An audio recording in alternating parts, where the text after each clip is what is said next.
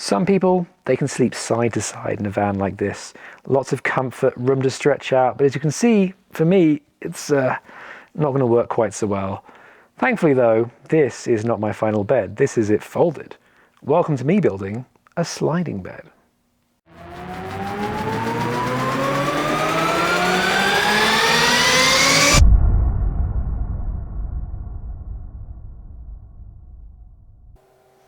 So here it is, the sliding bed. It is, as you can see, a lot of aluminium extrusion, and we'll talk about the extrusion and how you use it and how to frame and build with it later on in the video. But first I want to talk about the design of the bed and how I made sure it slides properly, and also some of the structural considerations I've been doing to make sure it can support 2 people. After all, this is probably the piece in the van that supports the most weight, at least at night time. But before all of that, there's one very important thing, and that's to see it slide. So let me get out of the way and I'll pull it out and you can see it at full extension.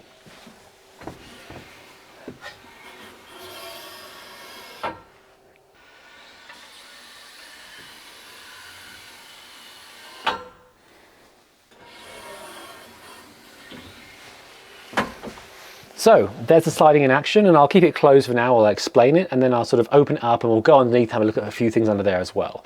But as you can see, the main way this functions is there are 2 pieces of the bed. There is this fixed section here, which has its own sort of slats. There are 5 of those. And there's a moving section at the front here, which has its own slats. There are 6 of those. And when it's closed, they interleave, and all these slats, moving and fixed, rest on at least 2 of these beams, the back one and the front one. This is not structural, this is just for guidance, as we'll talk about in a second. When it's open, however, which you can't see on the camera, the ends of these moving slats end up basically above this beam, and this moving beam here ends up pretty much exactly where the camera sits. That's where the end of the bed is. It's about 2.1 meters from the end of the bed through out to the end of the extension over there. And basically all it does is, well, it just slides into each other. There's not too much mechanically going on here. There's no wheels or anything. All the sliding, if I lift this up, you can see this, is done on these white pads here. These are UMHW plastic. They're a very slippery, low friction plastic. And you can basically buy this stuff designed to be inserted into the rails and used for rails to slide on each other. A lot of this stuff is sold for industrial sort of framing and construction and machinery, so there's a lot of things like that. And basically all it does is there is those pieces, there are these guides each side of the rails. They go, well, that's a fixed rail, of course, but these guides here on these moving rails, they keep the rails aligned and it basically slides in and out. Over here on this edge, there are extra sliding pieces. Now, these are actually originally from a 3-sided slider that is sold as part of the system that kind of grips around the rail and slides and keeps on the track. I didn't want to use those, both because they're very expensive and also they add quite a lot of height and bulk. I couldn't get the rails quite as close to the wall with them, but I did buy the sliding inserts. Those inserts have a little groove that fits into the rail below them. And so those are kind of on the bottom of this edge of this big rail. They're pushed out a little bit from the bottom so they properly sit into the rail. And those are the extra guidance mechanism that just make sure this whole thing glides smoothly along. And at no point is there ever metal rubbing against metal. That's kind of one of the principles here. Every single contact point between a moving and a fixed piece has some UMHW plastic to lubricate it and make sure it goes nice and smoothly. And yeah, it does work pretty smoothly. I'm pretty happy with the mechanism. My one thing I need to test is when there's a mattress on here, making sure that it still lets these moving slats go in and out reasonably. You can imagine a world where the mattress might compress and block those from moving. But if that does happen, I can always put like a bit of plywood or something over here just to, you know, keep this area relatively flat and then have it slide underneath that. So not too worried about that particular piece. So that's the movement pieces taken care of, but let's talk about the structural concerns, because while you can't see it from here, we'll go and look at it from underneath in a second, there is nothing in this middle section of the bed. The entire garage is open with no central supporting columns. Now, what that meant is I'd have to do quite a lot of work to make sure that all of the load that you might have from, say, like 2 people sitting in the center of the bed right here was distributed correctly and the beams could take it. So the first thing you can see here is these 3 big cross beams, the back one, the middle one here, and the front one. These are all double width extruded aluminium pieces. Double width because that gives you quite a bit more in terms of weight loading ability. They still do bend very slightly. If I sat here, you could see it bend by maybe like 5 millimeters to a centimeter if I was really bouncing on it, but it's fine. It's rated for that. I've looked it up. And what that does mean is that you can have this kind of free span here. There are some support columns here and here, and there's support columns around the outside. And generally the principle of the whole thing is that I want to basically take all the weight and transmit it down into the floor. So let's go underneath into the garage. I'll show you what I mean. So here we are in the garage, and as you can see, there is no supports here at all. And that's one of the key design features I mentioned. Some designs, I think, rather sensibly have supports maybe here or here, just to give these beams a little extra support in terms of making sure that they're not going to collapse on you. But in this case, they're strong enough that I can get away without that. One thing I do want to note, though, is how I'm sending that weight down into the van. Now, I have, as you can see here, along these side rails, 2 side rails, and they're bolted down the entire side of the van on both the driver and passenger side. Those were installed very early on in the process. In fact, as I was doing the insulation, I basically took these rails, I measured them, and then crucially, I put riv nuts into the van's sheet metal. So the van comes with a series of basically small holes in its sheet metal. You can't, and you don't want to, screw directly into sheet metal. It's not very strong. But a riv nut is a small thing that basically you insert it in, you compress it down, it contracts, and it gives you a much more stable connection to put a bolt or a machine screw into. And so all the way down the van, in as many sort of sensible sheet metal holes as I could find, I put in these riv nuts.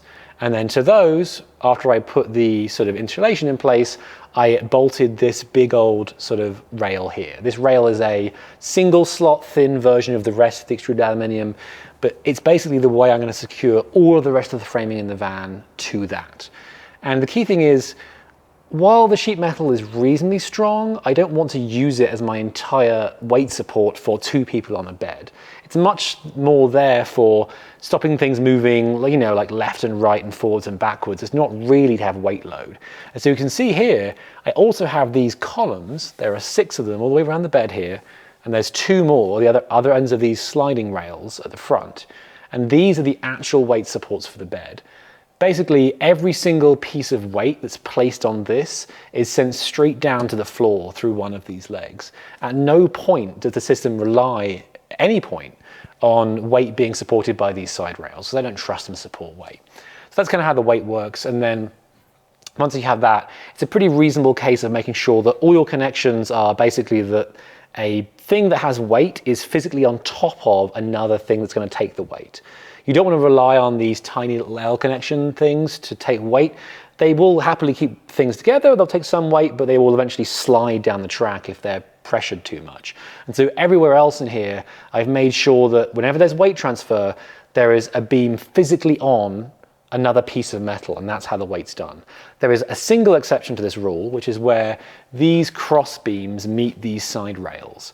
Now, I could have put them on there, but that would have meant having 3 layers of metal in terms of having the bed be structured, and that ends up being 4.5 inches of height use rather than 3 inches, because it's 1.5 inch extruded aluminium. And well, that's quite a lot of space to give up, especially because I've just about managed to make the bed low enough from the ceiling that I can sit up in it when the mattress is on it, in theory.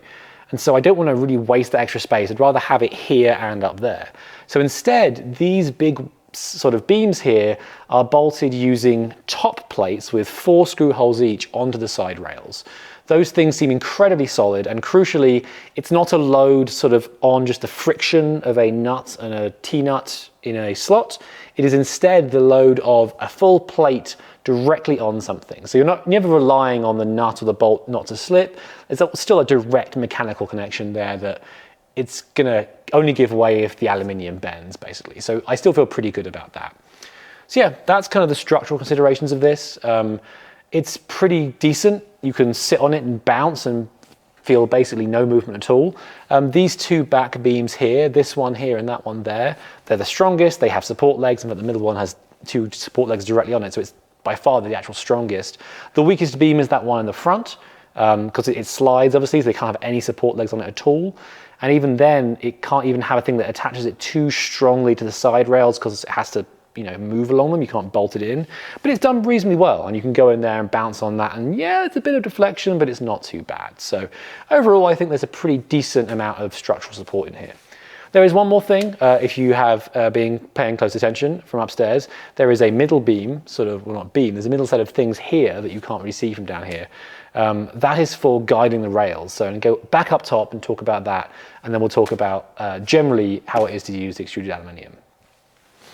So what you can see here is, if you look very closely, this is not actually a single piece of aluminium. It's a couple of offcuts I just had lying around that happen to be the right length, bolted into the fixed slats, and it has these little triangle bits on it, and then a little extra bit of that sort of slidey UMHW plastic. What this is this is basically a center support during the slide for those sliding slats to make sure they don't dip down. If you don't have this, the slats kind of like, obviously for gravity reasons, dip down and kind of hit that face of that back rail directly on. Now, you can try and fix this. I saw an idea from a different YouTuber with these sort of little triangle bits, and kind of hits those and like rides back up onto those. That works reasonably well, but it is kind of jarring. And I still found there was a point in the slide where the gravity almost took over and flipped the whole thing as it is now down into the cavity where the garage is. So to stop all of that, I put this central support in, so it's just before the gravity, sort of center of gravity shifts where it might fall down during the slide, which means what it does is it makes sure that the slide rails are always fully supported and they clear that back rail whenever you slide them back in. So I'm going to put this back in so you can see that.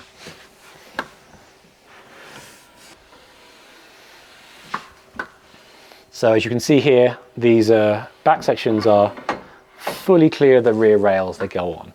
I'm going to put a few more pieces of this plastic on there just to make sure they've got some good support, but otherwise it all works really well. And yeah, I'm pretty happy with the bed system, honestly. It's been really nice to build, and I think the extruded aluminium has made it much more possible than wood or another material would. Like, this stuff slides really well by itself. It's much easier to make mechanical things out of, and I think the real key thing about this stuff is if you screw up, it's very easy to fix it. I am a big fan of making mistakes cost not very much, because you always make mistakes, right? You're always going to make mistakes in any build. If your mistakes are very costly, you're going to worry about it, it's going to be really bad, it might take more time, you might get sort of burnt out on it. If mistakes are easy and cheap to fix, that makes for a much nicer build. And with this stuff, like, if you wanted to move these things around, I can just unscrew the bolts and move them. It's very, very trivial to fix things. This bed is kind of, I think it's about version 2 or 3 of the bed, I would say. It's pretty much the same rough shape it was when I first put it in. The width and the side rails have always been the same. But I've been improving on sort of the slat system and the rails and making sure that stuff works. And like, I've had to throw away maybe like this much extruded aluminium from offcuts. Like, I've really not wasted very much at all. I did once cut one of these moving slats a bit too short, but I then kept that piece and then reused it actually as one of the beams on the seat that you can't see that I'm sitting on right now. So it really has been a pleasure to work with, and I'm really looking forward to working with it in the rest of the van. Like, the side rails they mentioned run down the entire length of the van from front to back on the driver's side, and the passenger side obviously the door stops them going all the way to the front. And pretty much everything is being bolted to those and then resting on the floor. Obviously, as I said earlier, I don't want to have weight hanging off those side rails, but I do want to use and stop moving things around. So what you can't see right off camera right down here is the electrical box. In fact, let me switch to that right now and talk about that. So down here is, as I mentioned, the electrical box, and I'll talk about all this actual equipment and what it does next time. But one of the things you can really see here is the bed kind of continues into the rest of the frame of the van. So under the bed, obviously the whole point of having a sliding bed is there's space you can use underneath it. So this here is one of the seats. There'll be a sort of a flat seat bit here and then a back here to go on it. And then under the seat, well, of course you use that space in a van, no space is wasted.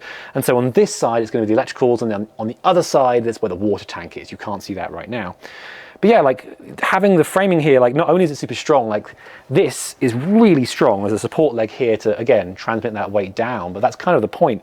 But you can hang stuff off of it. You can see here, like, my fuse box and my isolator switches and all this stuff, like, that's just bolted onto bits of wood that are then bolted directly onto the rail. These back controllers and the bus bar there, those are directly onto that side rail of the van, because again there's kind of a cavity here, so this is all free space I can use. And yeah, it's been really good. And again, I've iterated on this, right? Like, I've moved things around. Like, I can move this fuse box left and right to access under it and get to the cables if I want to. Like, it's been super flexible. And given I'm trying to make my van in a way where I want to make it as maintainable as possible in my mind, right? Like you're not getting it right the first time. So I want to optimize for making the van good in future and changing things around and fixing it and maintaining it. It's just been an absolute blast to work with. And even here, like this giant pillar you can see in the front of the frame, well, this is the start of where the shower is going to be. It's going to extend that way. There's be a shower, sort of toilet area, and then a fridge. And then this side is going to be a kitchen, and all that stuff is going to be done using the same system. And crucially, it's all going to be part of basically this single structure, all tied together, which hopefully, as well as giving me some structural rigidity, which is really nice, will give me an easy way to save a bit of space. I'm not having like doubling up of walls or anything anywhere. So it's been really fun to work with. I just massively enjoy how you can take bits of aluminium, you slide the things in, you put them in, you tighten them up, and you're done. And yeah, it's been absolutely great. So the only real downside of it is the cost. It's very expensive. Even with wood prices being what they are right now during the pandemic, it's still too expensive. I think the bed alone is, I think it's over $2,000 of aluminium extrusion. And that includes the fixtures and fittings, like these little brackets and stuff and all the things here. Those in some ways almost cost more than the long bars themselves. You're paying, if you pay the industrial supplier price, $7 per bracket. If you find them cheaply, $4, but still that adds up. You use a lot of brackets. So it is not cheap. However, I do think it is important to understand that for the strength and the stability it gives you, the size of the wood you'd have to use, like I have some 2x4s in the shop for other framing reasons for other projects. Those probably aren't even as strong as this, and they're much, much bigger physically. And so I think you really do gain a lot of space back as well as that flexibility by using aluminium, even though the cost is super, super high. So that is kind of the trade-off. I am lucky I'm able to afford this and again, go for a more sort of like maintainable, iterable kind of van design where I can move things around in future. Not everyone can use it, obviously, and wood is, I think, still a very reasonable material, but the whole thing with wood is if I screwed up, say, this beam here and needed to remove it, I couldn't just slide it out. I had to like undo some screws and redo some screws and maybe throw a piece of wood away if it was wrong entirely. So it's really a very different calculus in terms of how you work on this stuff. But yeah, that's pretty much everything to do with framing. Obviously, there'll be more framing in future. This seat and the seat you can't see are both kind of framed out. The rest of the van is empty behind the camera right now. There's nothing there yet. And so what I'll be doing after I record this video, because as you can see, electricals are done, we'll talk about that in a second. I'm going to be framing out the kitchen and then sort of the shower and fridge area. And I'll show those off in a future video, and just you can see how all those come together and tie into the rest of this. I'm not sure how wide angle that's going to have to be on the lens, but very, I imagine. But yeah, that's going to be sort of the continuing framing experiments of the van. And then the other thing is there's going to be sort of upper cabinets running along both sides of the van near the ceiling. Generally pretty thin ones. I don't want to sort of use too much head height up, but those will also be framed in extruded aluminium. Only difference there is this is 15 series, 1.5 inch aluminium. Those will be 10 series, 1 inch aluminium. The 1 inch is much cheaper and it's a lot lighter. And so it's good for things that are sort of high up and don't obviously have to support too much weight. It is much less strong. Like I couldn't make the bed out of it, for example. It would have been bending like nobody's business. So I'm switching to that stuff higher up just because it doesn't need to support much weight up there, and it's much more, I want to get it light and up and out of the way. So there are also some 10 series rails running up at the top of the van, much like these rails down here run down the bottom of the van. And then there's a few transitional pieces that tie the big stuff to the small stuff. Again, just to tie it all together and make sure it's all good. So yeah, that's that. And then I think the only other real thing to mention is that the nice thing is because you can put, you know, wall panels each side of a beam, you kind of get a natural wall cavity. And that's where all these wires and stuff, which you can kind of see here, that's where all those are going to run, is kind of in those wall cavities between the stuff. And then this here is the shower wall. So I'm also going to have to squeeze a piece of PEX pipe with hot and cold water up in this cavity and annoyingly through this electrical area, but that's the way of things. I couldn't really put this anywhere else. So yeah, that's framing. Lots more to come, but you've understood the bed, you've seen how it's built, and honestly, I hope some more people build sliding beds and have some variations on this stuff. It's really kind of exciting. I think this space I'm sort of crouching in now, like, you know, this would be covered by a fixed bed if it wasn't here. So I think it's really nice to have this space back to use for seating and other storage and stuff. So yeah, that's that. Next time, it's going to be all of this. As you can see, there's a very large number of cables. There is some humming. There are lights flashing. You can probably just about see on the camera here. This is pretty much the entire electrical system of the van. There is solar power, there is alternator charging, there is shore power, there is AC, there is battery monitoring and more. So I'll cover all of that and talk through what all of these blue boxes even do next time. And hopefully in the process continue to not hurt myself or melt anything, which is always a fun risk with electricity. So that's that. Hope you're doing well, and I will see you around next time.